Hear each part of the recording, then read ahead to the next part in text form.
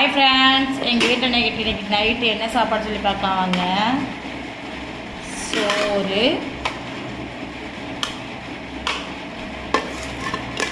மதியம் வடித்த சாதம்,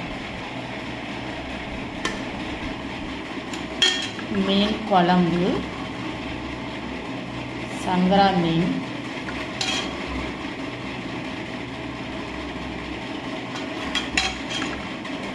நீங்கள் நைட்டு என்ன சாப்பிட்டீங்கன்னு சொல்லி எனக்கு கமெண்ட் பண்ணுங்கள்.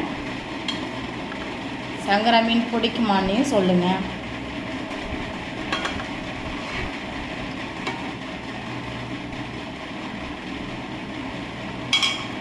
இதுதான் எங்கள் வீட்டில் நைட்டு சாப்பாடு.